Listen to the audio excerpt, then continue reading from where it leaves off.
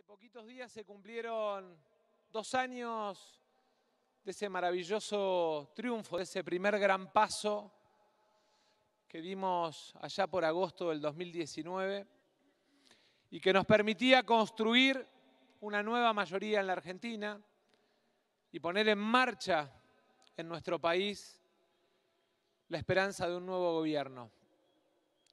La esperanza de la recuperación del tejido social y productivo argentino, la esperanza de millones de argentinos de la recuperación de un Estado presente, promoviendo y protegiendo a los argentinos, la recuperación de la idea de un país vendiendo su trabajo al mundo y generando dólares, y no de ese país mendigo, superendeudado que nos dejaba el gobierno que se iba. Y habiendo pasado casi 2 años, o un poquito más de 2 años de ese paso, es bueno que hagamos balance pensando en el futuro. Porque en definitiva, apenas empezamos a caminar y a transitar las responsabilidades de gobierno,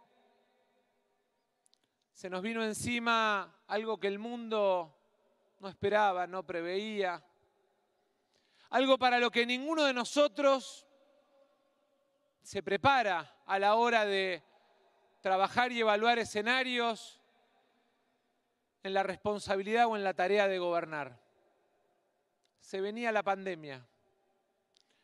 Y con la pandemia venía un cierre de la economía mundial y una caída de los productos brutos y del trabajo a nivel mundial. Y con la pandemia venía un freno en el comercio mundial. Y con la pandemia venía una crisis sanitaria enorme en los países desarrollados y mucho más en los países en vías de desarrollo. Con la pandemia venía, además, la tarea de reconstruir parte de ese Estado que se había ido ausentando de sus tareas y responsabilidades. Máximo recién ponía como ejemplo la caída del Ministerio de Salud en Secretaría y el abandono del Estado en su responsabilidad de cuidar. Vivimos en una provincia que se jactaba de no abrir nuevos hospitales y no terminar los que estaban casi terminados. Y venía la responsabilidad de volcar todo el esfuerzo del Estado para tratar de proteger a los argentinos. Con un drama adicional, un país sin crédito, un país que el gobierno anterior había dejado casi en 100% de deuda contra PBI, que había dejado con 60 puntos de inflación, que había dejado devaluando la moneda 7 veces en 4 años, que había dejado con una fuga enorme de capitales, la más grande de la historia argentina, y con una deuda con vencimientos impagables que se venían a la par del enfrentamiento de la pandemia, que cada uno de ustedes, con Alberto a la cabeza, con Cristina, con Axel, con Verónica, tenía que enfrentar. Y entonces, ustedes se preguntarán, ¿este preludio para qué sirve? Para entender por qué es tan importante esta elección. Porque en paralelo y a pesar de que hablan de la vocación hegemónica del Frente de Todos, de la idea de que salimos de la República y pretendemos construir autocracia, lo real, lo concreto, lo cierto, es que gobernamos con un Congreso en minoría, porque no teníamos ni mayoría ni quórum propio para poder imponer las herramientas y las iniciativas que el presidente o que del esfuerzo y de las ideas de nuestros legisladores sentíamos que era importante imponer para poder llevar adelante las soluciones que nos pedían y nos piden hoy los argentinos. Y digo que es tiempo de balance porque a pesar de eso, a pesar de tener que triplicar las camas de terapia, de tener que construir hospitales modulares, de tener que salir a asistir al sector público y privado con respiradores desde el Estado, a pesar de tener que salir al mundo casi desconociendo la solución a buscar eso que hoy los que nos critican llamaban veneno y hoy es la esperanza de millones de argentinos, que es la vacuna. A pesar de eso,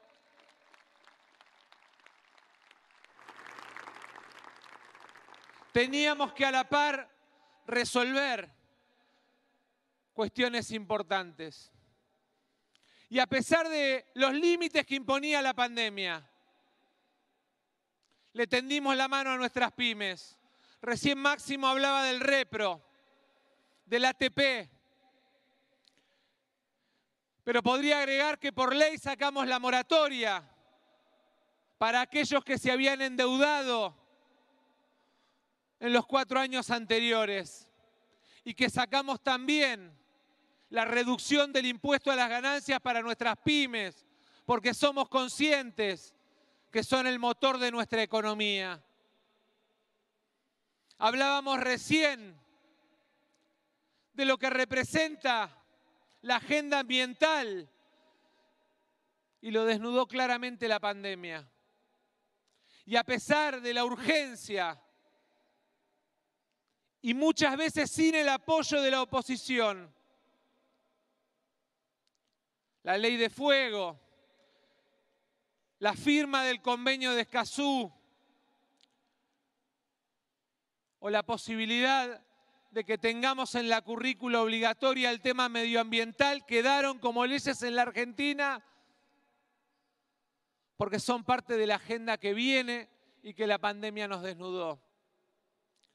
Y sabíamos que teníamos que recuperar el ingreso de nuestros trabajadores. Máximo recién ponía el ejemplo del IFE. Y me gustaría agregar que a esos monotributistas que a lo largo de los últimos 4 años los habían presionado para llevarlos al régimen general, quitándoles poder de compra, porque los presionaba el Estado, también los aliviamos con una ley. Como lo hicimos con nuestros trabajadores, cumpliendo algo que el gobierno anterior no cumplió, que es bajarle a 1,5 millones de trabajadores el impuesto a las ganancias, a pesar de que no lo habíamos prometido en campaña, entendiendo que en la recuperación del poder de compra de nuestros trabajadores lo que se juega es el consumo, el mercado interno, el funcionamiento de nuestra economía. Lo hicimos con nuestros jubilados. Cuando Alberto allá en Lomas, en el 2019, planteó los medicamentos gratuitos, le dijeron que era imposible. Ahí está Luana. Hoy los jubilados en la Argentina no pagan los medicamentos. Recuperaron entre el 12 y el 20% de su ingreso solamente por dejar de ir a pedirle a un familiar o a tener que endeudarse por la receta que les daba el médico. Ni que hablar, Fernanda, del nuevo índice jubilatorio, que no es nuevo, que es el viejo, que es el que le defendió a lo largo de todos los años desde su creación el poder de compra a los jubilados.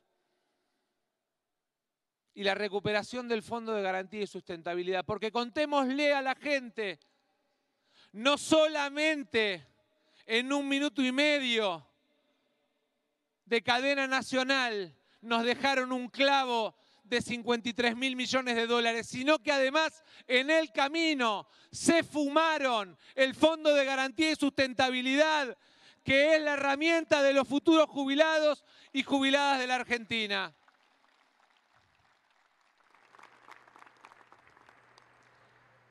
Y también sacamos la ley que le volvió a dar fortaleza, autonomía y capacidad de recuperación, que ya la empezó a tener para el Fondo de Garantía. Y planteo estos temas que fueron saliendo en materia legislativa, porque en definitiva lo que se vota en septiembre y en noviembre no es ni un meme con una peluquita de color, ni tampoco se vota una buena propaganda. Lo que se vota es quiénes son los que se van a sentar en diciembre en el Congreso para discutir cuestiones centrales del futuro de la Argentina. Y me quiero detener en una, porque tiene que ver con las futuras generaciones de la Argentina. El año pasado, a pesar de la pandemia, de los límites, tuvimos que sacar 3 leyes vinculadas a la sostenibilidad de deuda de la Argentina. No una, 3. Una de las cuales además nos limita como gobierno, poniendo al Congreso en el papel que tiene de controlar el endeudamiento de largo plazo, de definir para qué se usa la deuda. Porque recordémosle también a la gente que ese perno de 53.000 millones de dólares que nos dejaron en 1 minuto y medio no pasó por el Congreso. Lo cerraron en una cena en Olivos con la entonces titular del fondo. Y hubo que renegociar la deuda privada. Y hubo quita. Y hubo plazo. Y hubo disminución de tasa. Y la Argentina logró libertad fiscal.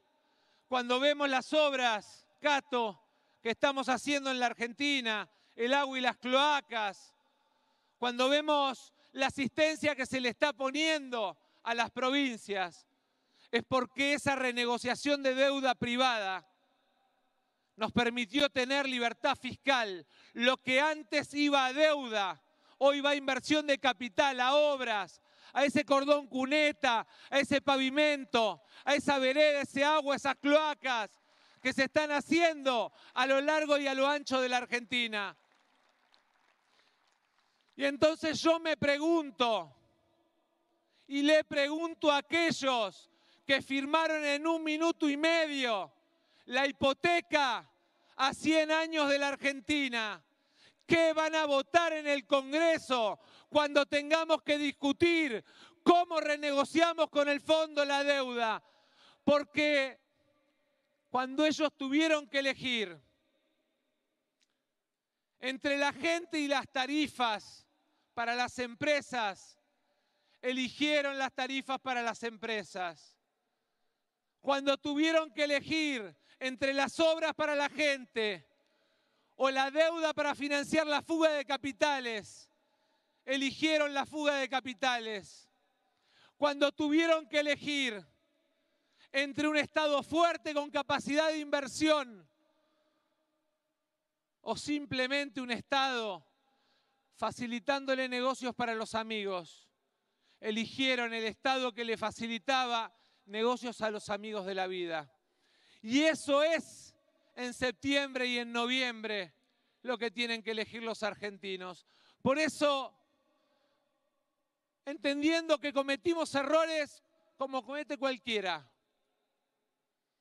entendiendo que pusimos la pasión que nos tiene que caracterizar a quienes hacemos política comprometidos con nuestro pueblo, entendiendo que somos depositarios de la esperanza de la Argentina del trabajo y la producción frente a aquellos que representan a la Argentina para pocos, es que tenemos un poquito más de 3 semanas para ir a buscar a los argentinos a cada casa, a cada barrio, a cada rincón, a decirles que sigan confiando en nosotros, que el contrato que firmamos allá por agosto del 19 está vigente, que vamos a salir de la pandemia, pero además que vamos a salir de la Argentina que está en el pozo, que así como vamos a volver a hacer esa Argentina de los abrazos, así como vamos a volver a los bares, a las canchas, al trabajo, a los teatros, también vamos a volver una vez más a poner de pie a la Argentina que nos dejaron de rodillas. Muchas gracias, compañeros.